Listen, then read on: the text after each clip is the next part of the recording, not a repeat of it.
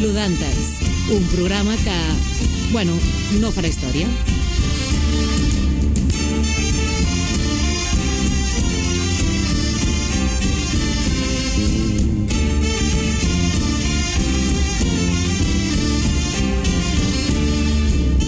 Bona nit i benvingudes a Lodantes, quan són les 10 i 6 minuts en directe des de la caseta de l'Ateneu Sant Boià, avui 16 de març, amb persones que han vingut a mirar-nos des del barri centre, Vinyets, Casc Antic, Marianao, Can Paulet i Sant Vicenç dels Horts.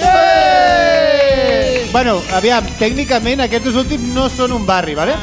Però bueno, bona nit, Ricard. Bona nit, Víctor. I bona nit també a aquells que ens escolteu més enllà d'aquestes quatre parets, i si voleu venir a fer unes cerveses com aquesta gent tan meravellosa, que jo no veig cervesa, pues yo tampoco chupo de media y mira, aquí estoy. Només cal que vingueu l'últim dijous de cada mes, i això no és un acudit, avui és dimecres, però no és un acudit, i formar part d'aquesta història tan maca. O, si no, ens podeu escoltar a iVoox o Spotify i ens busqueu per Lodantes. I si us ve de gust comentar o venir de públic o el que sigui, busqueu-nos per Twitter a @lodantes _ o per Instagram @lu.dantes _ i allà feu el que us roti. Bé, què farem avui, Ricard Ros? Doncs avui posarem, com sempre, una mica de context per saber d'on venim. Escoltarem a la Rosa Satoca i la Rosa pels puestos, a veure què en sap la gent de Sant Boi. I la Laura del Valle ens parlarà de les coses d'antes, de lo de Sant Boi de Rubricatus. I per acabar, farem un meravellós concurs patrocinat pel celler Bernabí de Vilalba dels Arcs, a la Terra Alta, amb un fantàstic premi. Un aplaudiment, sisplau! Bravo, Bernabí! I de què va el programa d'avui? Doncs ara que estan tan de moda les invasions, us volem parlar d'una que vam patir fa una mica de 200 anys. Avui parlarem de la guerra del francès.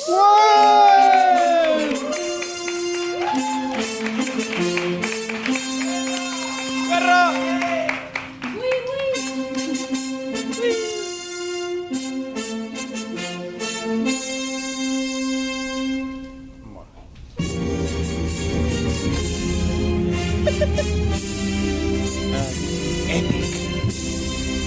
La èpica. Molt bé. Escorteu, perdona, què diu que parlareu de los francesos? Jo també he escoltat que parlem dels gabacho. Pues sabeu que la paraula gabacho Espera, ve de... perdoneu un moment. Qui són vostès? Antonín Simorra, lingüista pez. Sinònim Simorra, lingüista i filòleg també. I junts som... Optimorra! Mamma mia, vaya pandilla de taraos. Bueno, i què van a portar vostès exactament aquesta Bueno, nit? nosaltres portem el que seria una consultoria lingüística. Entonces, pues com a repudiats lingüistes, Seria un refugiats, això mateix, com a refugiats lingüistes, Ho vam escoltar. ho van sentir, Està manco el puesto hoy, i, pues sí, i pues, com tot el bamboleo aquest de la pronúncia de l'Uciberus, Pues em pensa que voldríeu saber d'on ve la paraula gabacho, que és supercuriosa, que sí, Antònim? esferidosament curiós, sinònim. Resulta que prové de l'occità gabaix, que vol dir que una persona parla fatal. No sé si s'ho feu una idea. Clar, no sé si sabeu que les persones de les muntanyes tenien problema de l'esteroide perquè bevien aigua amb poca mineralització. I se'ls inflava el que seria la gola. Aleshores posa allò del...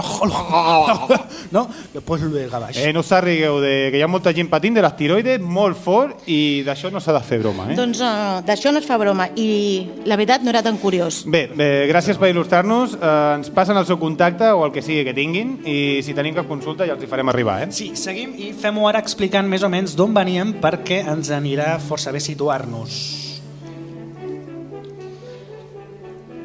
Bé, fem-ho, no? Vinga.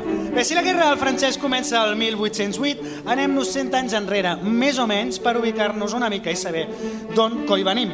Aviso que no serà fàcil perquè la cosa està bastant mogudeta. Bueno, mai és fàcil, si no, no ens diria història. Vull dir, li diríem, jo què sé, oposicions de policia. Correcte, estimat. Doncs va, venim del Tractat dels Pirineus en què Catalunya perd el Rosselló, el Conflent, Vallespí, Capcir i mitja Cerdanya. Quin desastre, Sí, Catalunya Nord, Doncs no, França. També havien passat altres coses no gens menys importants, però mira, tampoc cap. Sí, va, centrem-nos que els darrers 100 anys, abans dels fets que ens ocupen, perquè sortirem calentets, d'avui. Calentets estan alguns amb tanta birra, Va, algunes de les coses que passaven a Catalunya no acabaven d'agradar massa, i a més aquí eren més dels Àustria, perquè catalans i borbons, doncs no. I qui era aquest Borbó? Doncs ni més ni menys que Felip V l'animoso, perquè es veu que molt fi no estava. Home, aquest tio era l'hòstia, tio. Continua, que m'interessa. Felip V va ser el primer Borbó que va regnar a Espanya. Una de les coses que va fer i pel qual els catalans el recordem és per la nova planta, on es carregava el que quedava d'autogovern a Catalunya i la convertia en una província més de Castella, fent que es governés per les lleis d'aquesta. A veure un moment. Digue'm. Què passa? Podria ser que ens haguem saltat els fets de 1714. Va, calla, que així tenim tema per un altre programa. Partim que el puto Borbó ja era rei i tirem que encara queda programa a Catalunya, doncs molt contenta no està, però... Bueno, però aviam, i quan ha estat contenta Catalunya, si es pot saber? Que jo recordi durant 7 segons el dia 27 d'octubre del 2017. Ei, el dia de la presa de possessió del vostre il·lustre alcalde, legítim. Jo diria que el dia que es va fundar la Samboiana vam estar més feliços, no? Vale, ja està, ja em faig una idea, no passa res. Total, els catalans acaten com sempre i es posen a treballar, que són molt d'això. Ens agafem una mica a les mans un dia a l'any, ni un paper al terra i l'endemà cap a la feina, tu. Les coses es van anar normalitzant, que som gent pacífica i no ens agrada cridar. Així que durant els anys posteriors al 1714 fins la Guerra del Francès ens vam dedicar a fer bondat, tampoc ens quedava cap altre remei, i amb més pena que glòria, fer diners. Vale, molt bé, però no acabo de veure per què hi ha una guerra i per què es diu del francès. Tens raó, i per entendre una mica cal que ampliem horitzons. Un cop acaba el regnat de Felip V, que va acabar els seus dies creient que era una granota... Un moment. Com que una granota? Sí, una granota anava pel palau fent... Exacte.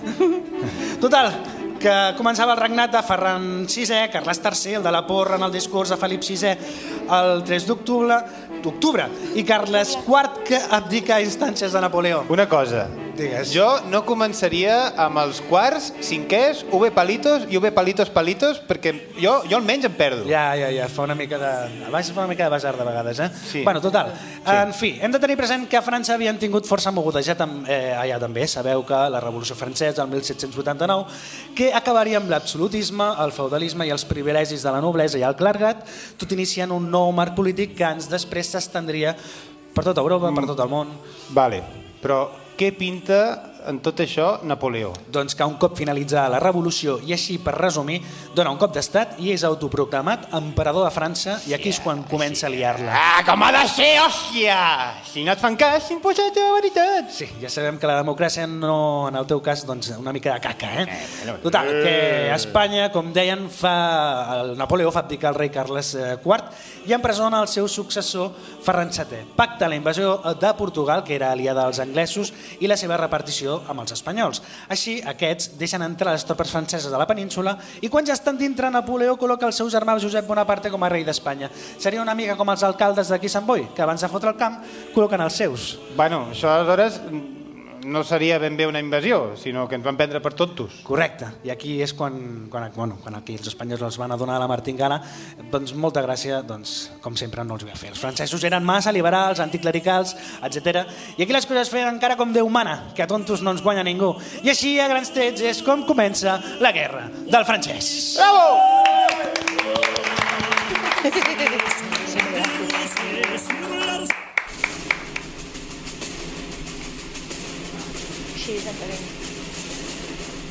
Però abans de seguir endavant en el devenir dels esdeveniments, ha arribat el moment que donem la benvinguda a la nostra pedra de xocolata que trobes a la jaqueta la temporada anterior. Oh, el paluego de fricandó de la iaia que assaboreixes després de 3 hores. La satisfacció interna de desmenjar una calçotada. En tots vosaltres, Rosa Satoca!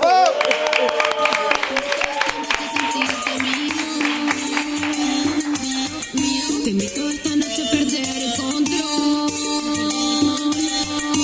Duro, guerra del futuro. Aquí llegó tu baby, tu guerra del futuro. Duro, guerra del futuro. Aquí llegó tu... Bona nit, Rosa. Hola, bona nit a tu i bona nit a tothom i petonets per totes. La Rosa, com ja sabeu, es dedica a tafanejar pels puestos del poble per copsar el coneixement dels nostres conciutadans. Correta. I aquest cop què, Rosa? On has anat? Bueno, abans de res, Ricard Ros, si us plau. Ara. Ara ho tenim. Ahora te, Mari Carmen. Doncs mira, vaig posar a Google Sant Boi i França i el que va quedar més a prop va ser un forn de pa. En francès, fo de pa. O fond de pou, segons la regió franciscana a la que s'hi visqui, Cap dels dos, germans optimorres. El francès, tothom sap que és forn de baguets. És que em sembla mentida que sigueu lingüistes. Perdona, braguets són calces de tota la vida, No discutirem. Una servidora allà on hi ha baguet i posa el micro. Molt bé. Endavant, Rosa. Gràcies, Rosa. Avui vas supermona. I doncs bé, tal com hem comentat, ens hem acostat avui a la porta d'un forn de pa i és el més proper que estarem de França per saber què és el que es cou a Sant Boi i què és el que sap la gent sobre la guerra del francès, sobre Napoleó i de tot el percal. Hola, que teniu 2 minuts. Estem fent un programa sobre la història de Sant Boi. Estem parlant sobre la guerra del francès. Vostès saben què és la guerra del francès, us sona? ¿Qué? La guerra d'independència d'Espanya, el 2 de mayo. La guerra del primo que se llama francés. Esto me suena que flipa. Gens ni mica. Em sona, sí, però... De... Sí. 1808. Sí, pero no. Sí, pero no, vale. Pues no. No le suena. No me suena. Vale. Ni idea. Sí, del col·legi, però... Sí. Bueno, lo que sí, de la guerra del francès sí. Però de quin any? Del 1664 o del 1888? 1808. La segona, la del 1808. Del 1808 al 1814, molt bé. Bueno. Nosaltres havíem nascut aquí a Sant Boi en aquella època. El alcalde de Saboy. La història. La historia ya la sé. ¿La sabe? Ya 40 años que estoy aquí. Bueno, ja veieu que la gent no en sap gaire o directament està sorda. O igual el tema que m'ha escrit és una mica merda, No, home, no, això mai. El nostre criteri és indubtablement excels. Efectivament, com excelses són les respostes de la gent, no ho oblideu. Podem sentir el proper tall? Sí, endavant, tall 2. Saps qui és el Napoleó? Sí. Más o menos. No gaire. Pues ni idea. Sí. ¿Us sona? Por alguna parte fue la resistencia. ¿Qué dices? Home, sí, és molt conegut mundialment. Sí. ¿Us sona? Sí. Sí, pero no lo conozco. Yo tampoco lo conozco. Napoleón algo sí, pero sí he oído. ¿De? Napoleó. Sí. Què en saps del Napoleó? Francès, no? Sí, això sí que ho tenia. Francès era bastant francès, la veritat. Bueno, no sabria dir-te perquè segur que ho dic malament. Prefereixo no dir-te. Vale, pues perfecte. Tropas napoleónicas y poqueta cosa més. El que de la història de França, sí, que va lluitar, va fer guerres, no? Sí. Un batallador, vaja. Exacte, molt bé, sí. A part de ser un narcisista. Experto en combate, que lo exiliaron a una isla, la isla, no me acuerdo cómo se llama la isla. Que era de Còrsega, que va arribar a ser emperador de França, que va posar pau després de tot el desgavell de la Primera República. Que ha participat en moltes invasions, ¿no? A nivell d'Europa i Àfrica i altres països. Bonaparte, Josefina. ¿Qué más? Otro asesino más. Bastante dictador, por cierto. Y un poco majareta, lo considero yo también. Y era un maltractado. Li estan caient unes floretes a Napoleón que no vegis. Tenen una cosa quan estudia, però la realitat és una altra. Sí. Culinarista i... Exacte, és que colonitzar no és algo pacífic, em sembla a mi. Si en sé alguna cosa és que no l'he trobat encara. No, el busca, La història ja està passada, ja dixeu. Molt bé. Bueno, gràcies per la seva intervenció. Doncs ja sabeu que la gent de Sant Boi doncs molta estima no li té en aquest personatge. A dictadors baixets no se'ls acostuma a estimar massa, Bueno, si ets una persona normal, si ets fatxa, pues... Oye, pues que ves a Maposa lo de el Conseta Majareta. I podríeu incloure el eslògan del poble, no? Sant Boi Majareta per tu. Jo estic totalment d'acord, Antònim. No trobo... Majareta trobo que és una paraula molt iuliua. Com Iuliues, són també les opinions de la gent. Escoltem, Ricard Ros, sisplau, el Quartet 3. Tu què tal et portes amb els francesos? Es que no he salido de aquí. Tinc gaire relació. No me llevo. No te llevas con los franceses. Ningún francés. No? No. Bé, en general bé. En general bé, amb els francesos. Sí, très bien. A mi no m'agraden. No t'agraden els francesos? No, perquè he anat algun cop a França i no m'agrada. La seva actitud no m'agrada. Els francesos són molt francesos, això sí que és veritat. ¿Yo con los franceses cómo me llevo? Sí. Ah, bien, yo me llevo muy bien con los franceses, con los ingleses y con todo el mundo. Ni fu ni fa, me da igual. Bueno, resentimiento porque se ha ido Messi, que si no... Son vecinos, no sé, bien. Sí, en general, bueno. Home, francesos bé. Sí? No cap problema. No cap. Yo me llevo bien con todo el mundo. No conec a cap, de veritat. Jo tampoc. No tinc el plaer ni el disgust de conèixer cap. Vale. Destinos. Sin más. Sin más. Con los franceses me llevo bien, ya digo, no lo entiendo. Dan una tortilla y como es francesa, no hablo con ella, me la como. Claro, fantástico. Ay, la tortilla, ¿eh? Esta señora lo único que ha visto de Francia es la tortilla. Meravellosa, aplaudim la truita. Gràcies. La senyora de Però la això tortilla. És la gent que fa molta risa. I puri fas francès, també? No ho sé, sabria... És nada, no és nada. No és nada. Unifà és la nada. És la nada, sí. Però bueno, la gent, opinions variadetes i molt... Molt divertida la Jo gent. sí que amb la noia Pàmfila, A mi tampoc m'agraden. Un dia vaig anar al Maison du Monde i em va tractar de tu. O sigui, una colla de prepotents. Puto caballo. Bueno, i aviam, qui aquí, no sé. Tu, què saps tu dels francesos? Com et portes tu amb els francesos? Què en penses? M'aixeco, no? Potser? Hòstia, estaria genial si jo m'aixequés. Tu, què en penses tu dels francesos? No tinc gaire opinió, la veritat. Cap opinió dels francesos també aquí. És com Repetim. la gent de Viladecans, Repetim. també? Sí? Més o menys la mateixa opinió? No Sí, semblant, exacte. Igual que la gent de Viladecans, no tinc cap opinió sobre ells. Fantàstic. Tenim ja la informació d'avui. Gran aportació del públic, gràcies, Alba. Gràcies. Bueno, doncs anem a escoltar l'últim tall. L'últim tall, ja. Saben que el Principat, o sigui, Catalunya va estar sota mans franceses durant un temps? Sí, un tros d'Espanya. I tant de bons haguessin quedat amb mans franceses. Eso sí. Sí, alguna cosa sé, però... No. Ho sabies? Sí. Sí. Durant un Però temps. ja en temps de Carles Magno i tot. Això ja ve de lluny. És recurrent, això. Sí. Exacte, molt bé. Sí, he llegit alguna cosa, sí, correcte. Ojalà ens haguéssim quedat allà. Aquesta és la següent pregunta. Què preferiries, francesa o espanyola? Francesa. No, ni una cosa ni la otra. No sabria dir-te, Vaya preguntita. Preguntita. Sí. Català. Yo preferiría levantarme cada día para ir a trabajar. Sí. Simplemente eso. Francès o espanyol? Català. Crec que hagués sigut millor seguir francesos, no? Preferiries francès? Visto lo visto, sí. No, yo vull ser catalana, pura i... I punto. Exacte. Jo, catalana, però si he d'escollir, espanyola. La tercera via, senyores i senyores. És que és l'aposta segura. La aquesta porta noia. segura, sí. Total. Entendre molt bé la pregunta. Molt bé, Rosa, doncs moltes gràcies per aquesta emoció del carrer. Un aplaudiment. Espontani, però... Gràcies. Ganes de que arribi el proper programa per veure per on te vas i on aniràs a preguntar-li a la gent. És que és molt divertida, la gent és molt divertida. És que sí. Lodantes, l'últim dijous de cada mes, en directe des de l'Ateneu Sant Boià. O no. O no. L'últim dijous de cada mes o quan ens doni la gana. Bé, i ara arribem al moll... Ai, perdó, ara. Està bé, tira. Sí, tiro, Ara arribem al moll de l'os del programa, per fi ha arribat el moment que dona sentit a aquest espai i a les nostres vides. A més de parlar sobre què va passar durant la guerra del francès Sant Boi, és l'hora d'escoltar a la gran i a la meravellosa Laura del Valle.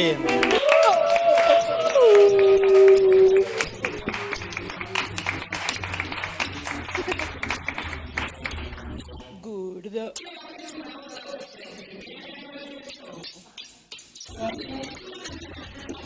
Bona nit, madafaques, com esteu? Era millor des que estàs entre nosaltres. Genís, no comencem, que se te fa el cul aigua, carinyo? Com ho saps, trepilla? Va, sisplau, que entre un i l'altre... Bueno, va, sí, situémonos una mica de nou, ¿vale? Vamos a hacer la parte pesada del programa. Era interessante. Interessante, interessante. Coses de Sant Boi... Cosetes, Molt cosetes. interessant aquest programa, I a més fa risa. Fa risa, sí, fa molta risa, vamos.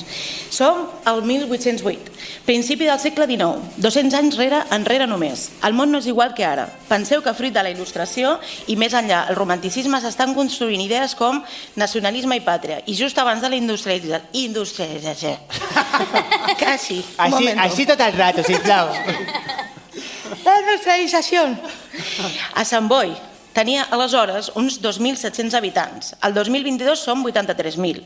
A tot arreu s'havia experimentat un augment important de la població gràcies a certa prosperitat econòmica i diferents moviments migratoris. Abans, el nostre poble era un lloc on hi passàvem relativament poques coses més enllà de la pròpia vida. S'ha de tenir en compte que la nostra situació respecte a Barcelona, tot i estar al costat, no era gaire favorable. Penseu que som a l'altra banda del riu i travessar-lo només es podia fer amb una barca pública o nedant. David Meca hauria estat encantat de ser fill de la vila. Bueno, escolta, encara que s'hi podia nedar. Avui en dia aviam qui té collons entre la merda i els restos de coca. I els cadàvers! Bé, qui diu cadàvers diu rivals polítics. Bueno, anem-nos lisis al mes de maig. Mi amigo Ricard. El mes de maig, temps primaveral, no tan calorós com ara, total. Que devia ploure igual, Celebràvem la festa major en honor a Sant Baldiri i per aquelles dates després dels aixecaments del 2 de maig a Madrid, dia amunt, dia avall, van passar a Sant Boi uns fets que tot seguit us explicarem. Se vienen cositas, amigues. Bona nit, si m'ho permet. Hombre, si és aquí el nostre refollat historiador. Més voldria ell. Què passa ara? Que vol aportar alguna cosa, senyor Genís? Oui, mon amour, el 2 de maig és a Madrid el que l'11 de setembre és a Catalunya. Allà en diuen guerra i la independència i aquí guerra al francès, com el tercio i la mitjana, o terrorista i pres polític. Són maneres. No entenc encara per què ha de venir un senyor com vostè a explicar-nos això. Ja sap, mon xerri, jo sempre estic a punt per vostè, ja m'entén? No l'entenc ni ho vull entendre. Mon Ferrero Rocher, m'agraden els reptes. Li haurien d'agradar més els rèptils, que són una mica com vostè, llafiscosos. Boníssima aquesta, no? Rete, retí, fantasia semàntica, com que bé se m'aposa. Bueno, bé, com dèiem antes, Napoleó i Carles IV signen el tractat de Fontainebleau, autoritzant a les tropes franceses el pas pel territori espanyol, envair Portugal i repartir-se-la entre uns i altres. Va costar, però finalment van adonar-se que igual que els estaven fotent doblegada entre la tírria que històricament tenien els francesos, lo catòlics que eren, i això de la liberté, égalité et fraternité, doncs no fos cas que amb tant de liberalisme se'ls desmuntés el xiringuito als espanyols. Home, com m'agraden els xiringuitos. A mi també, querido, però els de la platja i amb una birra a la mà, no els dels polítics com a vostè. En fi, tornem a Sant Boi. Estem al maig del 1808. Imaginem-nos una tarda agradable. El vent és càlid. A la plaça hi sona una música que convida a ballar. Les tertúlies estan enceses com el fum dels cigars. La mainada juga mentre les dones... Joder, les dones sempre pinten poc, però bueno, en aquesta comencem a pintar una mica més. Apareixen de cop uns soldats francesos al poble que s'allotgen a Cornellà.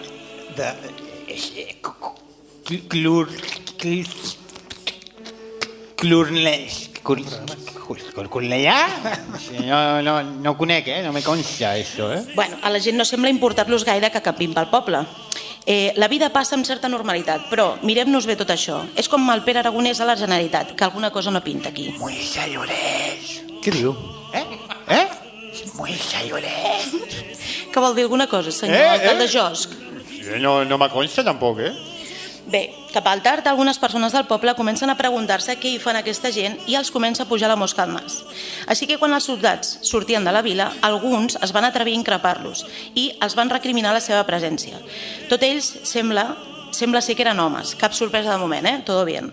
A un tal Jaume Puig li va tocar rebre... El bo d'en Jaume Puig. El bo d'en Jaume Puig li va tocar rebre, tot i que la majoria de joves del poble van abraonar-s'hi fent-los fora. I, segons escriuen alguns cronistes, història escrita per homes, ui, que raro, otra vez, els van fer marxar cap a l'altra banda del riu donde llegaron muy estropeados a pedraditas. ¡Ya! ¡Fora cabassos al meu poble!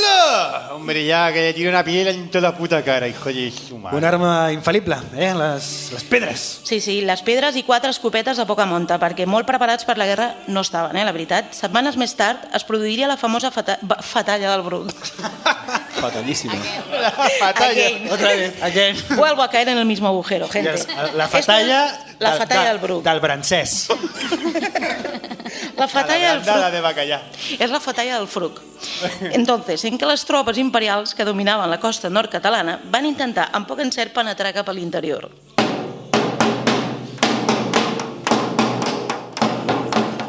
Què fa? Soc l'esperit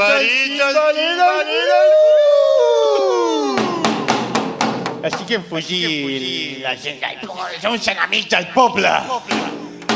Però aviam, a veure, estem a l'any 2022, quins enemics vol fer vostè fora ara? Que em fa mal dir-ho tot, hòstia. Les maleïdes caroles! Fugiu ara mateix d'aquí, hòstia! Insectes infectes de les clavegueres de Sant Boi! Vale, molt bé, però vostè es pensa que en ple segle XXI es poden fer fugir les paneroles a cop de timbal? I tu penses que un exèrcit de mercenaris francesos marxaran que vos ajudeu-me a escoltar el so d'un puto tambor? Miri, va. En aquest cas, i que no serveixi massa de precedent, té vostè raó. Toma!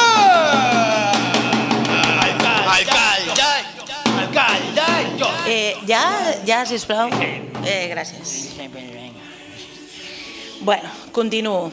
A la fatalla del Bruc, l'exèrcit imperial no guanyaria, però a poc sí que es van acabar fent amb el territori fins que va arribar un punt en el que el Principat de Catalunya va quedar annexionat a França. Tot i això, aquí que érem molt de la missa, vam estimar-nos més ser espanyols que francesos. A Sant Boi passaven coses, però deixem aquestes coses per aproximar-nos a com era la vida aleshores. És el moment de la vostra secció preferida. Sí, efectivament, la secció més ben parida de tot l'univers. L'ardua tasca d'explicar-vos els llocs on hi havia coses, però que en aquest cas parlem de fa 200 anys i tampoc té molt de sentit si vam trobar o no una cullera de plata llapada pel mateix Napoleó. Un moment, si no hi havia coses, potser ens ho podríem estalviar, això, no? No, home, no! Aprofitem la vinentesa per explicar una mica què hi havia i què no hi havia a Sant Boi a principis del segle XIX. Ja veureu. És superinteressant. Tinc la sensació que a mi això se m'estan anant de les mans, eh? Bueno, va. Si tu creus, tira. Puestos on hi ha coses.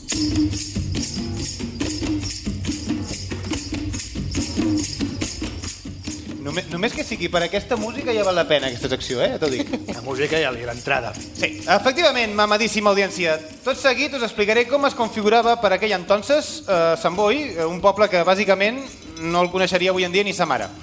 També us ho dic, aquella distribució no és que se l'inventessin durant el principi del segle XIX, això ve de l'edat mitjana. El poble es dividia en 3 barris o jurisdiccions feudals principals, o com li deien per aquí antes, avui en dia, pues esto, los barrios, no? 2 de senyorials, que serien l'Alou, que la tenia el senyor del castell, i la Pobla, que era del monestir de Valldonzella, que vindrien a ser la gent de Sant Gervasi avui en dia, i aleshores ja portaven el bacalao, i l'altre és el Reial, que com diu el seu nom, depenia del rei de Torn. Bueno, sí. Té lògica, sí, té molta lògica. Després trobaríem 4 més, que serien quadres o pedanies, que serien el Llor, el Bori, el Fonollar i la Torre Salvana. Torre Salvana no confondre amb l'Orquestra Selvatana, que això, la Torre Salvana és el castillo maldito de la colònia, perquè ens situem.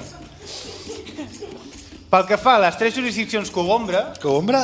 Sí, en català correcte, cogombra, no s'ha de dir pepino. Vale. Dir que, mira, tenim l'Alou, que és el primer barri oficialment del poble, la vila, oficioso, que es diu que és del segle X, i el que no diria des d'on s'estenia l'Alou, doncs venia a cobrir des d'aquí dalt de l'església de Sant Baldiri, que hi havia el mercat del Mercadal, el famoso mercat de compra-venta d'esclaus, compramostosclavo.es, i anava fins la plaça del Pou, que es coneixia abans així, la plaça d'Ajuntament. I si efectivament us heu fixat, si fa no fa, ve a ser el carrer l'Alou.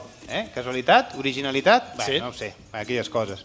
Després tenim el Reial, que abastava des de l'autèntica catedral de Llobregat, Sant Baldiri, passant per tot el que seria el carrer del Pont de Can Barraquer, que seria el museu per aquells despistats, Can Torrents, el carrer paral·lel al Can Barraquer, que és el carrer de l'Hospital avui en dia, fins a patar allà al descapat gran, allà al fons, on s'aparca, que segons Google Maps és Aparcamiento Feria de la Puríssima. Oficialment. Oficialment és el nom oficial. Si no és Feria de la Puríssima no pots aparcar, no? No pots aparcar. ¿Dónde vas? A l'Aparcamiento Feria de la Puríssima. I per acabar tindríem la Pobla Arlovina, que s'estenia des de l'antic al Plaça, allà on fotien canya tapa de pollo per 50 euros, que després és conegut com la Palupa o ara el Meimei. Agafeu la referència que necessiteu per ubicar-vos segons la vostra generació. Doncs ara que ja la tenim, doncs va des d'allà, des de la Palupa, el Plaza o la Meimei, fins just abans de Can Castells. I del que vindria a ser dels cinemes de Can Castellet, avui dia, fins als gratacels de Sant Boi, que és allà a la part del principi de la Rambla. Edifici preciós, el més maco de Sant Boi. És digno d'estudio. Sí. I per acabar, i explicat de manera molt resumida, a finals del segle XIX tot això s'ho peten, perquè ja comencem a ser massa gent i s'amplien els barris i el que coneixem avui en dia. I ja està, fins aquí! Bravo!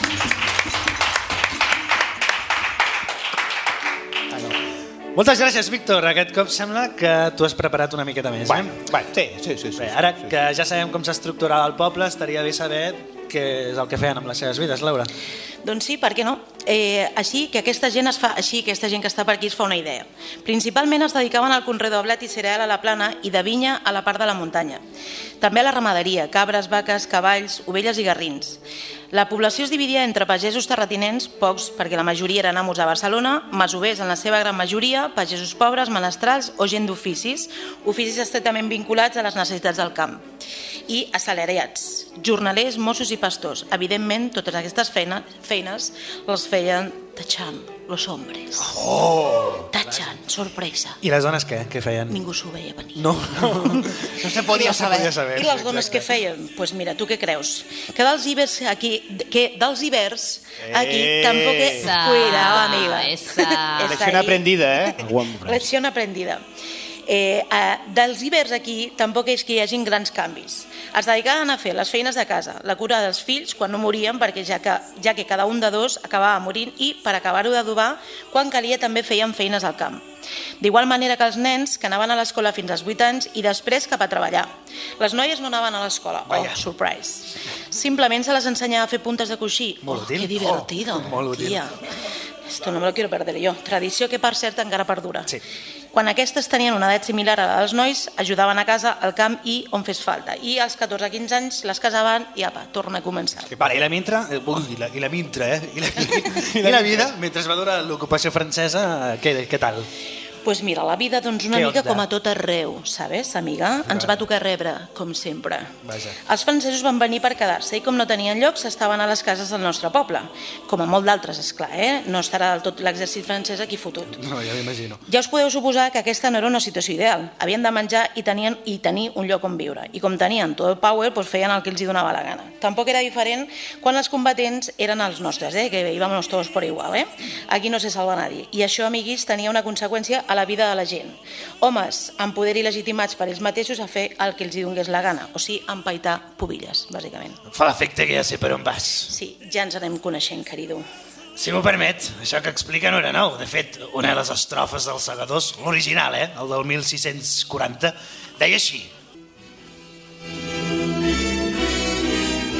a presència dels seus pares deshonraven les doncelles, en deven part al virrei del mal que aquells soldats feien. Llicència els he donat jo, molta més se'n poden prendre.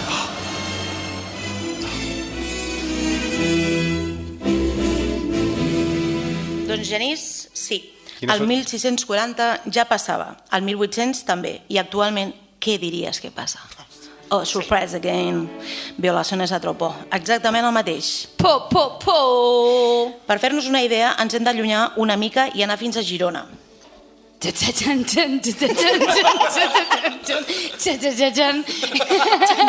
no lo sé. No pasa nada, está todo bien. Esto era Game of Thrones theme, ¿vale? Pero como no la sé, yo pongo los Pirates of the Caribbean. Bueno, doncs allà ho han passat xungut donada la seva situació entre la frontera i Barcelona. Era un lloc on la brutalitat de la guerra del francès es va fer notar a saco. Però vols dir que hem d'anar tan lluny, Laura? Doncs sí, querido, perquè a l'arxiu de Sant Boi no hi queda res i hem hagut d'anar fins allà. A part, aquí intentem exposar altres perspectives no tan falocèntriques, querido. Sí, tens raó. Bueno, aquí va passar a Girona i per extensió doncs, a tot arreu. Pues amiga, la sorpresa viene aquí, una violació rere una altra. Hem trobat documents on es comprova, extraño, com tractaven judicialment aquells casos i, en referència a l'abús per part de les tropes franceses cap a les dones, hem descobert informacions que ens recorden moltíssim a temps presents. I per què deu ser que no ens estranya gaire això? Bueno, i què és el que hem trobat? Pues, aviam si te sona això una mica. Primera, les denúncies dels abusos exercits en dones no van tenir gairebé mai un suport oficial, ja que des del punt de vista jurídic les manifestacions de violència cap a les dones eren molt poc valorades. Segona, com dèiem, a Girona, entre 1811 i 1814, una tercera part de les agressions acabaven en absolució. Oh, sorpresa! I aquí no ha passat res. Els violadors eren eximits per falta de proves davant de l'acusació de la víctima i, tercera més, aquestes eren obligades a pagar els costos per falses acusacions. Així, estimada audiència, imagineu qui era la guapa que davant d'aquesta situació s'atrevia a posar una denúncia. Em ven a la cap tantes i tantes dones amb el nom propi i moltes altres que desgraciadament es quedaran per sempre sense nom. No vull ni imaginar-me el nombre de víctimes que la història / els homes ha silenciat. Querida, no tenim prou programa per nombrar-les a totes.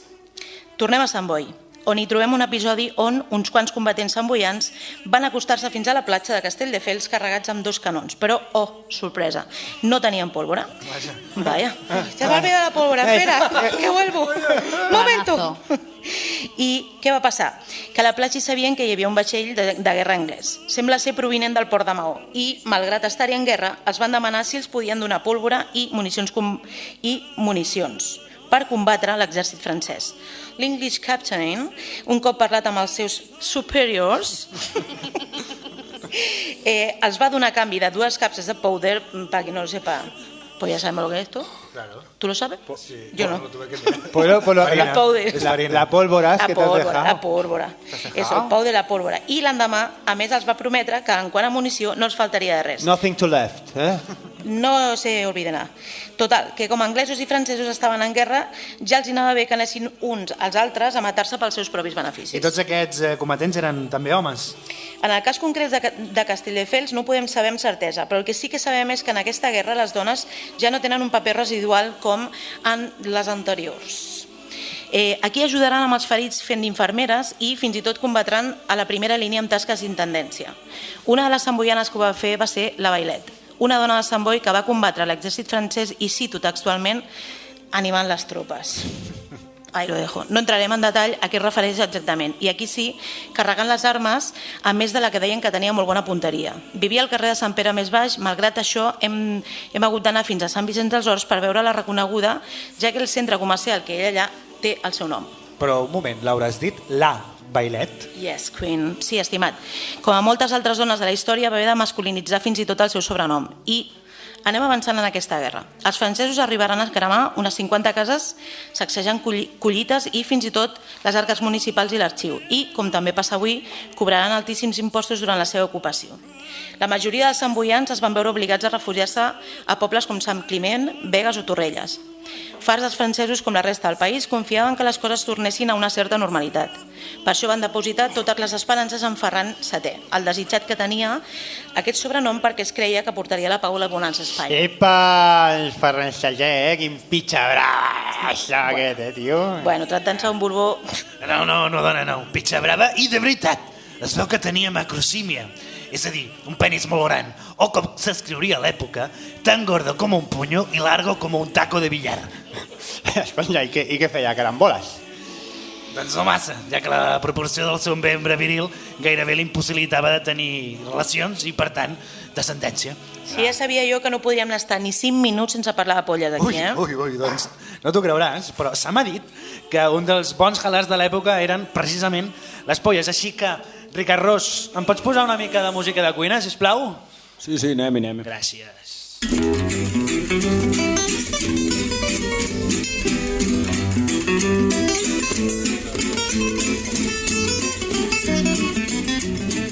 Avui tenim amb nosaltres, i és un veritable plaer pels sentits, el cuiner de la Mariconera, l'Albert Marandola. Se t'ha oblidat el millor cuiner de Catalunya i perquè no he volgut més. Sí, cert, el millor cuiner de Catalunya de l'any 2017. N'hi ha 5 després de tu, Que hi ha hagut més? És molt probable que després de tu no es tornés ni a repetir el certamen. Bueno, és normal, la qualitat... Albert Marandola, sabem que li dones molta importància al producte de proximitat. Quin és el teu producte estrella de Sant Boi? Quan dius producte, et refereixes t'estàs referint a producte ja processat? Bueno, no. De fet, aquí tots esperàvem que, sent la carxofa d'Horta de Sant Boi, doncs diguessis la carxofa. Que aquí a Sant Boi hi ha carxofes. Sí, carinyo. Carxofes i altres productes de l'horta, però bàsicament sí, tampoc volem venir aquí a contradir-te, Doncs jo t'anava a dir els musclos del Delta. Sí, els musclos són del Delta, però del Delta de l'Ebre, no del Llobregat, aquí no hi ha muscleres. Com que no? A mi em venen músculos aquí al mercat, Hola, pues igual se m'ha oblidat explicar-li a aquest nano tan varonil d'on venen els musclos. Musclos samboians, clar que sí, hòstia, si s'ha comprat i menjat a Sant Boi, és samboià. Deies que sí. A veure, Albert Marandola, quin és l'ingredient secret dels teus plats? Bé, que no s'escolteri gaire gent, però el secret no és un altre que un pessic del llarg dels meus collons. Es pot contrastar directament de la font? Et refereixes a llapar-me la sobaca dels ous? Oigan, por favor, Bé, Albert, avui estem fent un programa sobre la guerra del francès, al segle XIX... Digue'm Marandola. Marandola? Ara digue'm Albert. Albert. Ara dame una A. Vale, ja... Quina recepta ha d'explicar el senyor Merendolo? Una polla. Miri, entre els seus ulls i la polla... Fem una merendola. Sou tontíssims, tio. Estem parlant de polles. Aus, no? Encisadorament correcte, guapa. Us porto una versió by Merendola d'una recepta publicada al llibre La cuinera catalana de 1835. És fantàstic, però per això t'hem portat. Va, com és aquesta recepta de polla? Mira, en aquesta ocasió la farem rostida, val? El primer que hem de tenir és una bona polla i, com ja sabeu, sempre ben neta. En qüestió de menjar-se una polla, això és primordial. Sí, a més ben resudareta de plomes, que ja sabeu que després la ploma és molt indigesta. I una pregunta, en aquest cas, cal tenir-la en remull en aigua i sal per estovar-la? Sí, tothom sap que una polla dura aquí no val res. Vaja, aquesta recepta no m'interessa, doncs. Va, em sap greu per tu. Bé, un cop la tenim ben tova i neta, la tallarem a l'estil Marandola, en 4 parts igual. Val? La sofregirem en una cassola amb llar de la collonada, juntament amb una mica de cansalada. Més enllà de trobar una bona polla, que fins aquí sembla fàcil, què més hem de fer? Bé, un cop la tenim, amb el blonde rust lleuger. Blonde rust? Blonde rust. És un concepte d'alta cuina, no? Sempre. Vale. Les ofeguem amb mig got de white wine que aixeca els sucres de la polla. Li poseu el clau, la canyella, el julivert, perquè refresqui i desgreixi el plat. Després, un parell de bulls, volta i volta, i ja ho tindríem per servir. 1 o 2 bulls són les que et faltarien a tu, no? Perdona, això digue-li a ma mare. Ara tampoc caldria culpar a la teva mare que siguis tonto. En fi, moltes gràcies per haver vingut i sap què? No torni més. Així que un programa amb perspectiva de gènere, Por todo lo alto hemos quedado. Sí. Bueno, i fins aquí la recepta d'avui.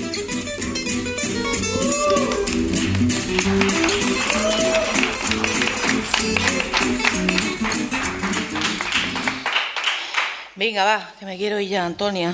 Durant aquest període, recordar que s'aprova la Constitució de 1812 a Cádiz. Viva la Pepa! Bueno, a veure, viva! Això poc, Bueno, anem a veure, sí, coneguda com la Pepa i viure no va viure massa, però bueno. Per això. Una Constitució que sorprenentment era força liberal, però que no tan sorprenentment no es va arribar a aplicar mai. El Principat, dominat pels francesos, s'organitza en forma de guerrilles, una mica com a tot Espanya, per tal de combatre un exèrcit que estava pràcticament agonitzant. I és que Napoleó, com tenia aquesta necessitat imperialista, Putin estava lliurant altres guerres. A conseqüència de la llarga guerra i el desgast, finalment Napoleó és derrotat i s'instaura de nou la monarquia borbònica. El Ferran Palito, desitjat, que havia de portar la pau a Espanya i, sembla, havia de ser la solució a tot. Una cosa curiosa del Ferran VII, a part del seu descomunal i suculent membre, és que mentre era captiu de Napoleó, en contra del que aleshores creia tothom, va escriure aquesta carta a l'emperador que si aleshores ho haguessin sabut, doncs igual otro gallo cantaria. I la carta diu així. Mi mayor deseo es ser hijo adoptivo de su majestad, el emperador nuestro soberano, tanto por mi amor y afecto a la sagrada persona de su majestad, como por mi sumisión y entera obediencia a sus intenciones y deseos. Què, com et quedes? Pues nada, muerta me hallo. Doncs tant de submís el tio no ho era, no? De fet, tot acaba una mica com sempre. El tractat de Valençà i Napoleó, exhaust, reconeix la derrota i també a Ferran Palito, com a rei d'Espanya, un rei que posteriorment defugiria tots els avenços liberals i acabaria instaurant de nou l'absolutisme, tornant a Espanya a la casilla de sortida. Però, bueno, això ja és una altra història, o no? I ximpum. Vale.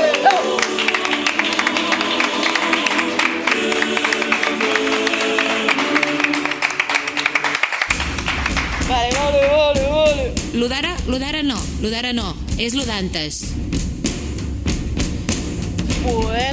Bueno. Bé, arriba el moment on aquesta gent tan bonica tingui l'oportunitat de guanyar un lot d'un vi de xalera. Per gentilesa del celler Bernabí de Vilalba dels Arcs. El concurs! Bueno, ahí lo tiene, Mari. Ya lo he dicho. Ya lo he dicho. Ahora te toca. Tenim el ritme del cos,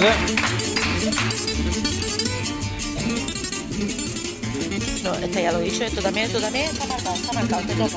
Dale. Te toca. Com que espero que hagueu xerrat també vosaltres, i a més, tant els de casa com d'aquí, guanyareu una mica de culturilla i així, que vulguis o no, doncs no marxeu de vaciot.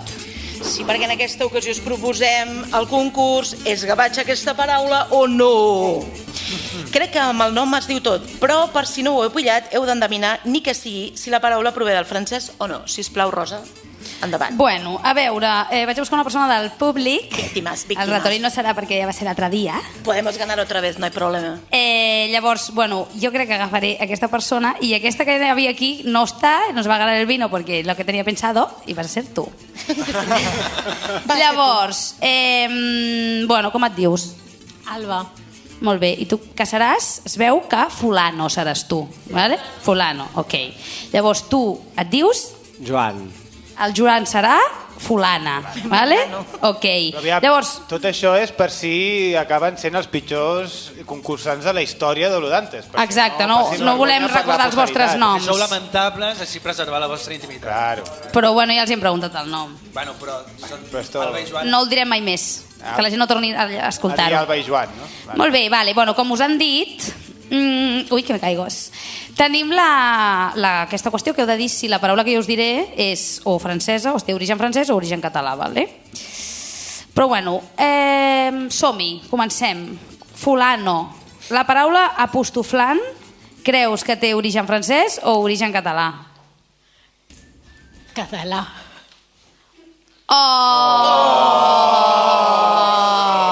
Apostoflant, derivat del francès apostoflant, adjectiu, alguna cosa increïble. Espaterrant, introductor, Jordi Rovirosa, segle XXI. Apostoflana! Molt bé, seguim. Fulana. La paraula albergínia, creus que té un origen català o francès? Jo crec que té un origen musulmà, perquè té l'alt, no? Correcte, però bueno, hem d'anar... Però no, perquè hem de triar entre català i francès. No, esta opció no existe. No hay opción C. Pues català. No. Correcte! Fruit de l'albergínia, carnós de formes i colors diversos segons les varietats. Any 1328. Seguim. Següent pregunta, següent paraula. Cop d'estat. Cop d'estat. Diré francès ara per canviar. Correcte! Acertadot. Cop d'estat. Calca el francès coup d'état originat per les actuacions de Napoleó Bonaparte per fer-se amb el poder sorgit de la Revolució Francesa. Equiliguà. És que ben hilado, això, eh? Hòstia, perfectíssim. Molt bé, doncs seguim. Següent paraula. Butxí. Ostres, sona molt francès, no? Butxí. Votes francès? També Vichy, saps? No sé què... Francès. Correcte! Butxí, derivat del francès dialectal butxí, variant de boucher, carnisser o home cruel. El qui executa les penes de mort i altres penes corporals. Wow. Persona que castiga sense pietat i que tortura, que tormenta, que fa sofrir algú. També és un ocell. Segle XV. No em vull trobar amb aquest ocell. Una, dos, per fer un poco de recuento. Sí, 1 de 2. Molt bé, seguim. Fulano. Fulano, tens una oportunitat, va. Trabucaire. Català. Correcte! Molt bé. Nom donat a bandolers, faciosos o combatents, generalment carlins, al segle XIX, pel fet que solien anar armats amb trabucs. Folk al Solsonès. Què vol dir això? Cadascú dels seus components d'aquest grup creat al segle XVII per donar relleu a les festes amb trabucades de salva. Uau. No ho sàpigues tu, Ricard. No ho sabia. Folk al Solsonès? Hi ha un festival de folk ja allà. tens feina per aquesta nit quan arribis a casa. Ja buscaré. Molt bé, doncs seguim amb la fulana. Tercera paraula. Ratafia. Ojo, Català. It's a trap, perquè la paraula és francesa. It's a trap. Jo em nego a llegir això. Estan empatados. Empate. Com diu aquí? Empates. tots haguéssim caigut en la mateixa. Collons, ratafia és Doncs català. ratafia És diu... una trampa. És calc del francès, ratafia, que deriva de l'expressió en llatí rat fiat, que sigui ratificat, emprada a les Antilles quan es brindava després d'haver fet un pacte comercial. Licor que té com a base de la maceració de nous verdes, també essència aromàtica feta d'ametlles amargues. Segle XIX. Fantàstic. Doncs ens trobem davant d'una situació d'empate i match point aquí, vale? Pues se la juguen tot. Tenim... L'última. Sí, dues paraules. Fulano. La paraula galera. Uf, galera. Galera. Galera... Català. No puc dir res. Francesa pel públic. No, però...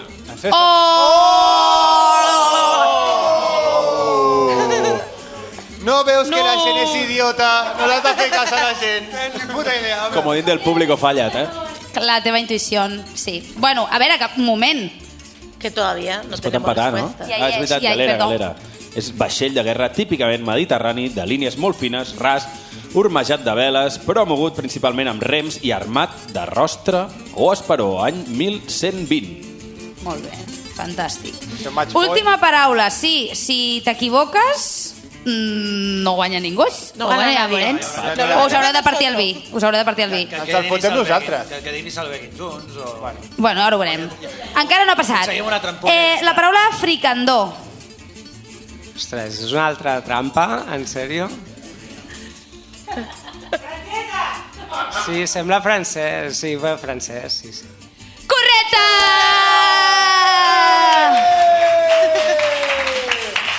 I això, fricandó, és tipus de guisat de carn, normalment vedella, amb un suc de ceba, tomàquet, herbes, ametlles i bolets. T'emportes el vi! Pop, pop, pop! Molt bé. Moltíssimes gràcies als dos. I ara al final del programa li farem entrega de... Ok. Se farà entrega.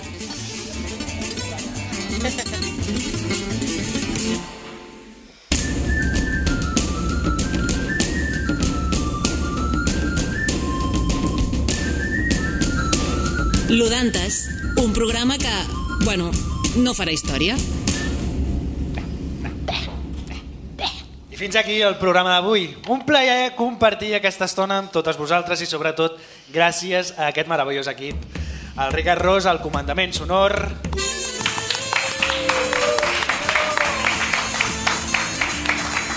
La Laura del Valle a les coses d'antes. La Rosa Satoca preguntant pel poble. Laia Bonet a la producció i veus. Víctor Morcillo a la tonteria. I que us dona la tabarra, Ricard Fontes.